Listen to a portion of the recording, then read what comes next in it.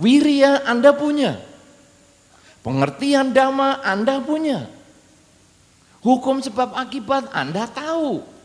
Hukum pikiran Anda tahu. Kemoralan Anda tahu. Anda juga praktek kemoralan. Anda juga praktek hukum sebab dan akibat.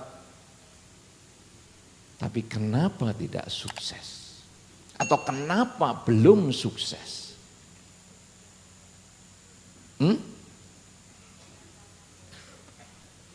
Timbunan karma, mitos salah.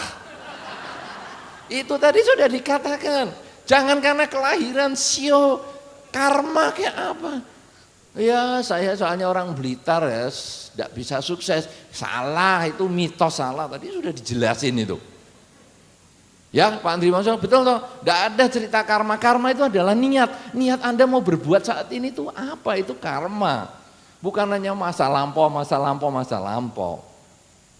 Apa coba? Kenapa tidak sukses? Hah?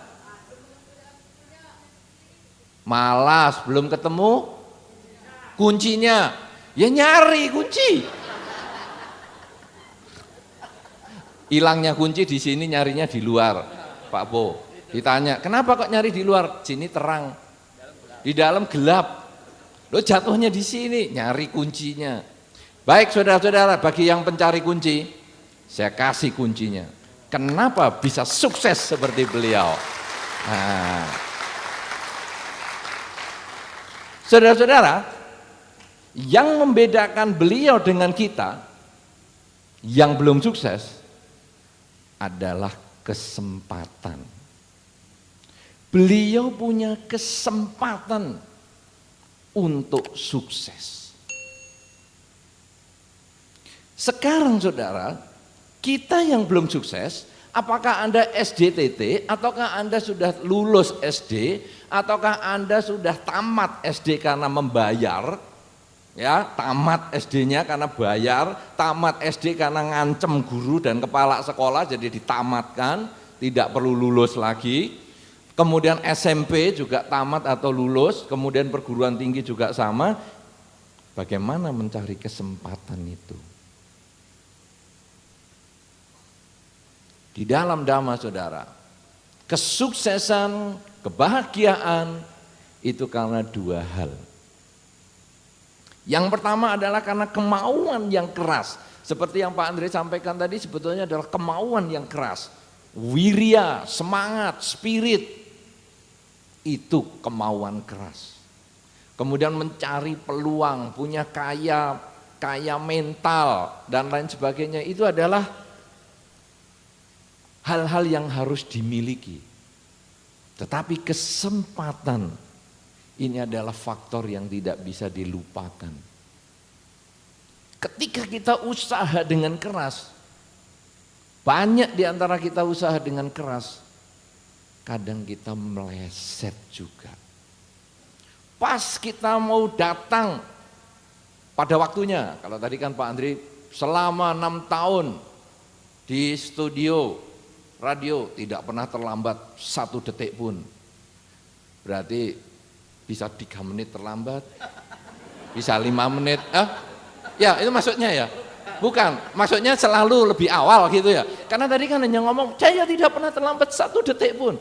Berarti 15 menit nih terlambatnya. Saya berpikir itu. Oh salah ya? Oh salah, oh tepat maksudnya. Oh ya itulah. Saudara-saudara, kita kadang ada usaha untuk tepat waktu. Tapi kadang kesempatan tidak mendukung kita. Pas mau berangkat, banyak kempes. Pas mau panggil taksi, taksi penuh. Pas sudah dapat taksi, taksinya sudah mau pulang. Tidak mau ngantar kita. Kesempatan itu kadang sulit kita dapatkan. Kemudian ada berapa banyak yang kita, misalnya satu ketika kita, ini ada pekerjaan baru. Kita mau mulai, saya mau kerja baru. Tapi pas kita mau daftar, pendaftaran sudah tertutup. Saudara-saudara, mencari kesempatan ini tidak mudah. Dan di dalam Dharma ada cara untuk membuka kesempatan. Jadi kalau tadi Pak Andri Wongso sudah menjelaskan cara-caranya Anda berjuang, penuh semangat. Nah sekarang marilah kita mencari kesempatan agar Anda punya waktu untuk berjuang. Sehingga nanti Anda bisa sukses seperti Pak Andri Wongso. Nah, saudara-saudara, untuk membuka kesempatan, saya tidak pakai slide yang macam-macam dan juga tidak pakai tadi sabda Sang Buddha yang heboh-heboh. Sudahlah, saya yang gampang-gampang aja. Cuman ini ada satu petikan dari Anguttara Nikaya. Ada beberapa cara untuk membuka kesempatan. Anda yang kepingin sukses di dalam rumah tangga, Anda yang kepingin sukses di dalam pekerjaan, Anda yang kepingin sukses di dalam perjodohan, Anda yang kepingin sukses di dalam apa saja, caranya buka kesempatan adalah seperti ini. Kalau dalam bahasa yang agak mistis, tadi soalnya Anda ngomong apa tadi? Yang bisik-bisik tadi saya nggak dengar. Ya, tapi itu kalau dalam bahasa mistis, buka rezeki. Nah, ini cara untuk buka rezeki. Mau? Loyo, letoy, cuman 10%. Mau? Kurang kenceng baru 80%. Mau? Iya, kaget saya sampean. Iya ya, oke, mau. Buka rezeki. Loh. Kok ketawanya ngepir di belakang ngiku? Ya. Saudara-saudara, bagaimana sekarang untuk buka rezeki? Nomor 1 saudara, kenapa Pak Andri Wongso bisa sukses? Salah satunya acara di sini yang mestinya bisa bernilai puluhan juta, kalau mengundang beliau dikasih gratis.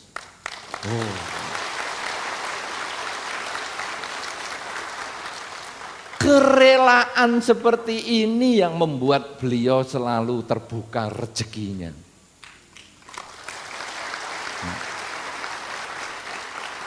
Siaran-siaran di radio beliau mengabdi bagi gratis.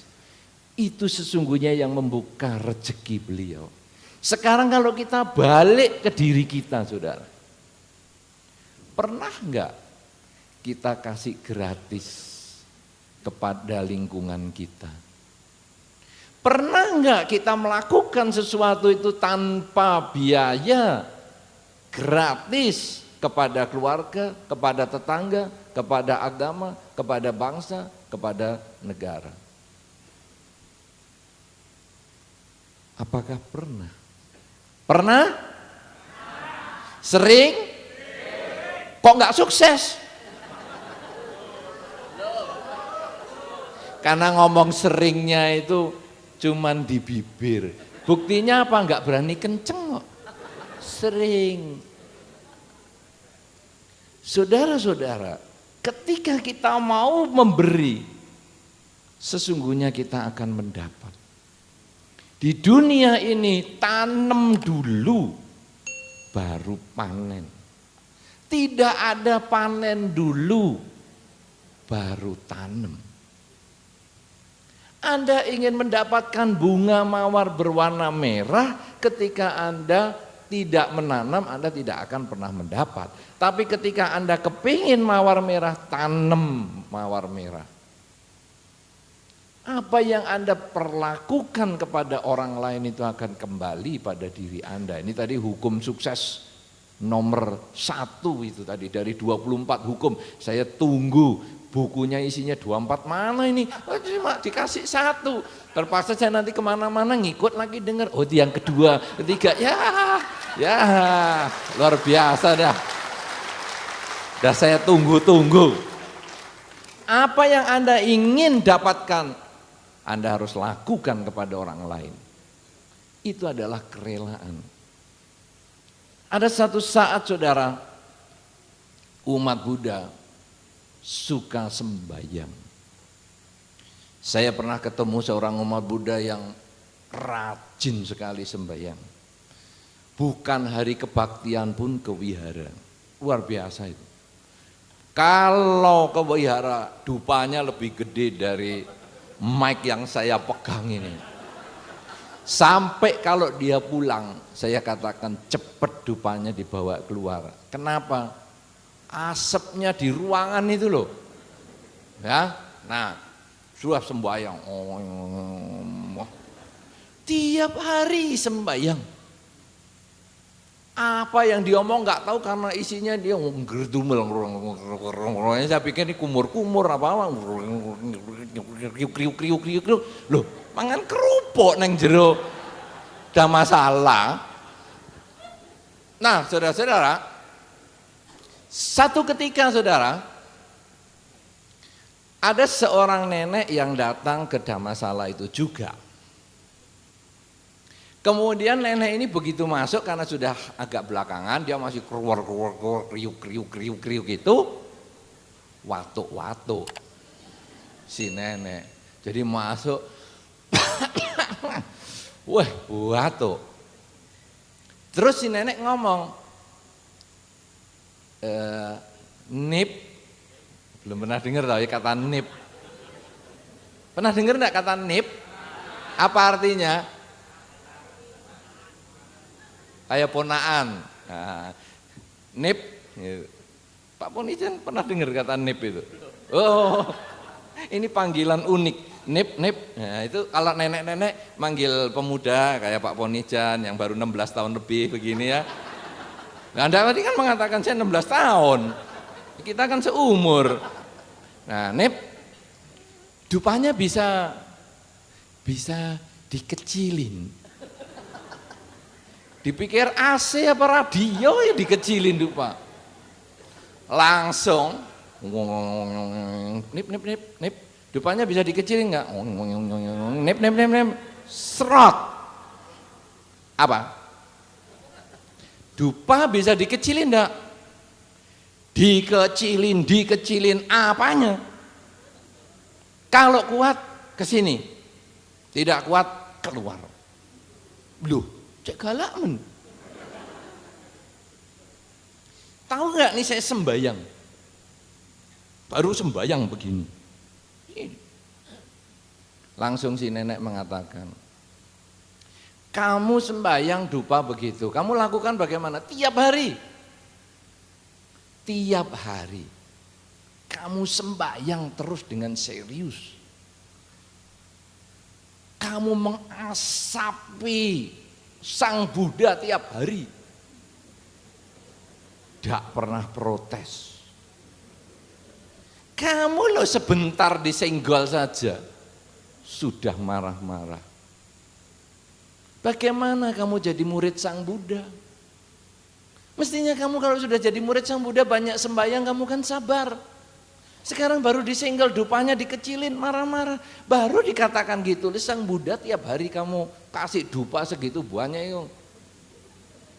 Apa enggak napasnya sakit semua itu. Saudara, apa maksudnya ini? Bahwa kadang kita tidak melakukan satu perbuatan itu dengan kerelaan. Kita mau dupa yang besar ini kenapa? Karena kita ada maunya. Supaya kalau saya pakai dupa besar hasilnya besar. Bukan. Tetapi ketika saya tanam padi, tumbuh padi. Ketika saya ingin mengharapkan sesuatu, saya melakukan satu kebajikan itu dengan tulus. Yang disebut di dalam Dharma adalah kerelaan. Saya rela melakukan ini, bukan karena saya minta bayaran. Ketika Anda tadi ditanya, mau berbuat baik? Mau. Ikhlas, rela? Jawabnya kurang, mantep. Mungkin suruh noto kursi ini aja minta gajian. Ayo umat Buddha, ayo masang kursi, bantu-bantu untuk seminar. Bayar berapa dulu? Kalau tidak bayar, mana aku mau. Gitu mau sukses. Sudah lulus SMP, lulus perguruan tinggi, cara yang seperti itu tidak buka rezeki. Tapi ketika, oh ini untuk Dharma, kalau begitu ya ayo aku atur, aku toto. Loh lah ya manusia kan ya butuh tenaga, butuh makan, butuh minum, tuku dewe. Kenapa? Karena ini untuk dharma. Saya akan nyumbang juga untuk dharma. Aku bisa punya tenaga, aku kasih tenaga. Aku punya uang, aku belikan barang. Ini adalah kebajikan. Ketika Anda berbuat baik seperti itu, buka rezeki. Sehingga satu ketika orang yang, wah ini kok aktif ya, tiap kali ada acara kok aktif ya, kok dia mau bantu ya, akhirnya mungkin dia akan diambil oleh satu umat, kamu kerja ikut aku aja. Nah ini kan buka rezeki, SDTT, tapi dapat gawean. Kenapa? Karena ada kerelaan untuk berbuat kebajikan. Oleh karena itu saudara-saudara, bagi Anda yang belum sukses di bidang apapun juga, bidang karir, bidang rumah tangga, bidang pekerjaan, bidang apa saja, coba Anda mulai mengembangkan kerelaan. Loh apa hubungannya dengan jodoh? Jelas. Mana ada Anda ketika ngajak pacar kemudian mengatakan, ayo kita pergi ke restoran pinggir jalan. Tadi kan Pak Andri Wongso nggak pernah diajak ke pinggir jalan. Nah ini ngajak, ayo kita ajak ke pinggir jalan. Tapi kamu bayari aku ya. Wis hitung-hitungan begini mana mau orang mau jadi pacar Anda. Tapi ketika, ayo bonceng aku, atau ayo ikut aku makan restoran pinggir jalan, aku yang bayar. Oh, seneng langsung. Besok kita makan di hotel berbintang, kamu bagian bayar. Loh, wah, ini mahal banget ini. Nah, tapi bukan begitu. Besok restoran berbintang, aku juga yang bayar. Air putih saja.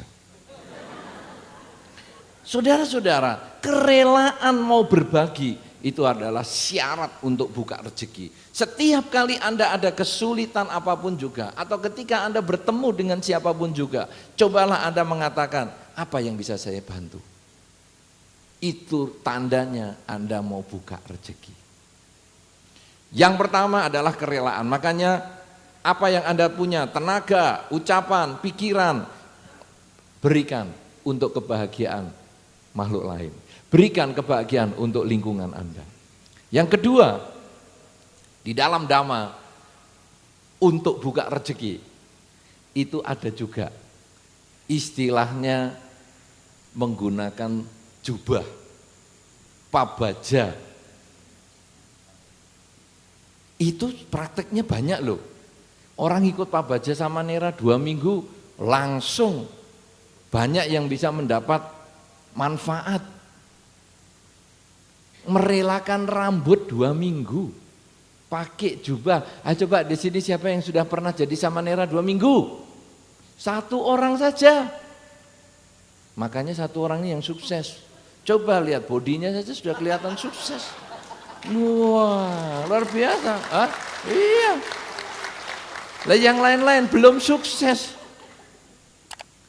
Menggunakan jubah itu kadang di dalam beberapa tempat, dalam negara-negara Buddhis, kadang ada semacam tradisi. Ketika orang sedang susah dan lain sebagainya, gimana mau dikias apa nih, diciswa apa? Coba kamu latihan jadi samanera 2 minggu. Akhirnya bisa sukses loh. Nah, saudara, tapi kalau latihan jadi samanera kan gundul, bante, gimana? Oke, kalau begitu penggunaan jubah itu dalam arti simbolik. Tidak perlu masuk ke wihara jadi biku atau samanera. Apa maksudnya? Rambut digundul. Berarti kita harus siap ketika rambut kita memutih. Sudahkah saya menjadi orang yang lebih baik? Sudahkah saya menjadi orang yang bijaksana? Ketika Anda merenungkan seperti itu, Anda sesungguhnya sudah menjadi seorang samanera di rumah. Tanpa harus cukur, tanpa harus menggunakan jubah. Ketika baju Anda untuk bepergian masih pakai baju yang lama, dan kemudian Anda rela, ikhlas menerima bahwa memang saya tidak perlu membeli jubah yang baru, tidak perlu menyiapkan baju yang baru. Pada saat itu Anda punya keikhlasan untuk menerima kenyataan. Itu yang membuka rezeki. Biku menggunakan jubah kemana-mana. Ketika Anda bisa punya baju 5 setel, 10 setel, itu sesungguhnya Anda mulai buka baju. Anda menerima kenyataan. Buka baju, kemudian ya punyaku ya ini. Sudah tidak perlu beli yang baru lagi. Karena aku bisa membedakan keinginan dan kebutuhan. Orang yang tidak bisa sukses kadang hanya karena memburu keinginan. Tidak ingat apa yang sesungguhnya dibutuhkan dalam kehidupan ini. Nah, saudara-saudara, ini adalah tentang jubah. Demikian pula makanan. Makanan seorang biku hanya sekali atau 2 kali dalam sehari. Pagi dan siang sebelum jam 12. Apa maksudnya di dalam kehidupan Anda sehari-hari?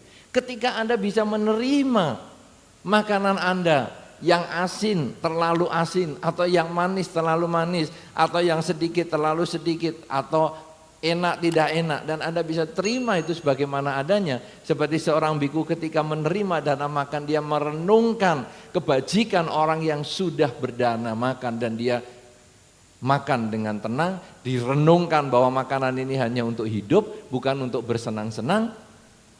Maka ketika Anda melakukan itu di rumah, Anda tidak gampang mengeluh. Kenapa ya makanan kok enggak enak terus? Anda lebih bisa menerima sebagai kenyataan, maka Anda sesungguhnya itu juga buka rezeki. Makanan, pakaian, kemudian tempat tinggal. Seorang biku tinggal di bawah pohon, ya, atau di gua-gua. Lo wihara di Balairejo di mana itu bagaimana? Itu titipan.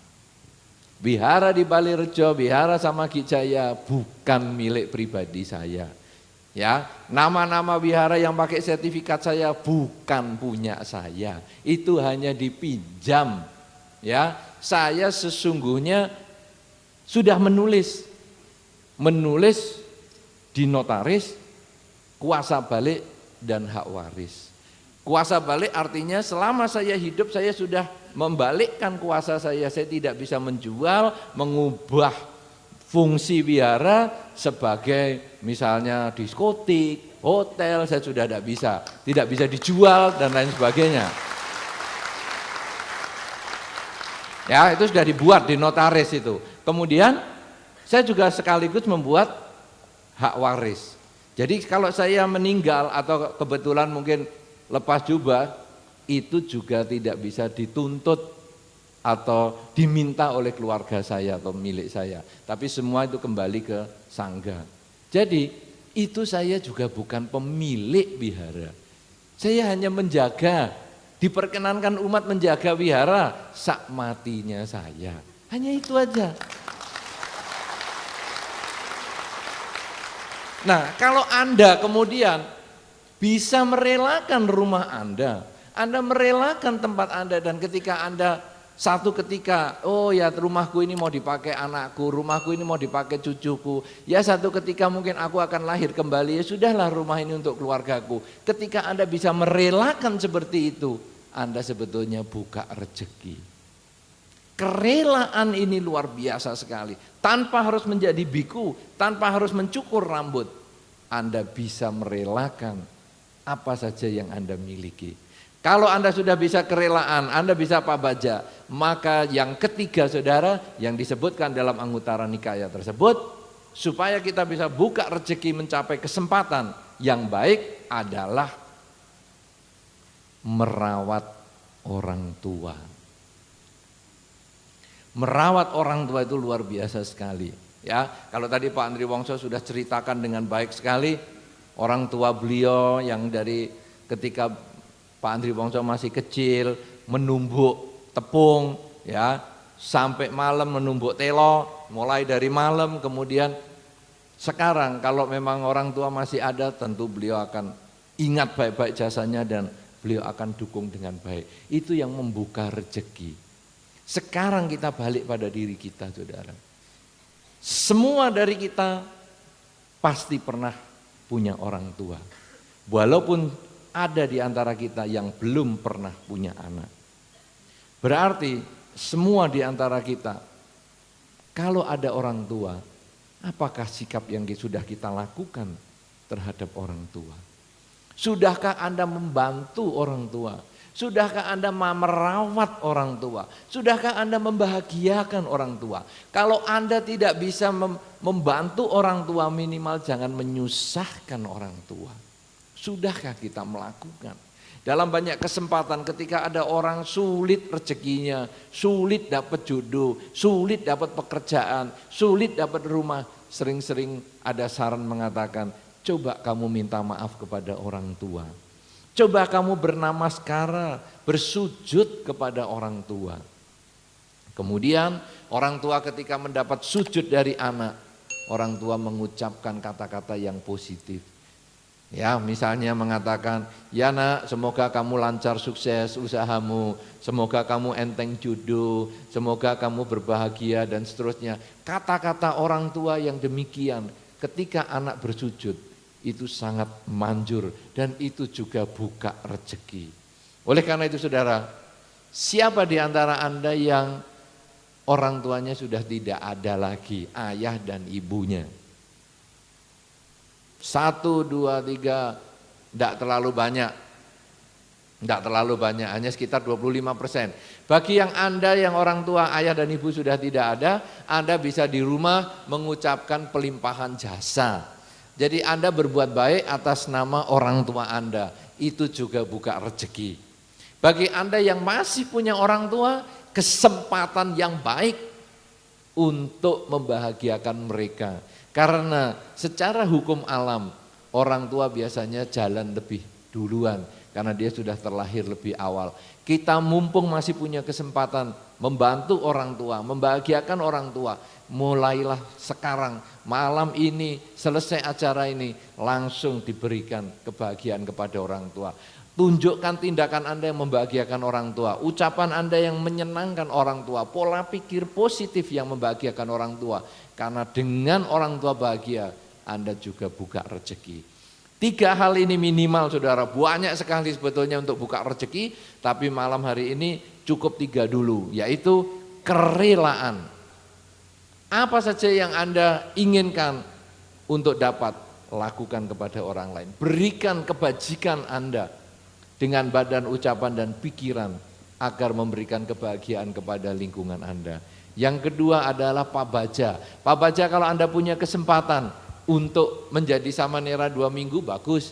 Menjadi samanera 2 tahun, lebih bagus. Anda bisa jadi biku setahun 2 tahun, bagus. Bisa jadi biku puluhan tahun, ya tentu bagus juga. Tapi kalau tidak bisa, jadilah Pak Baja di rumah, yaitu melihat Pak Baja sebagai simbol pelepasan.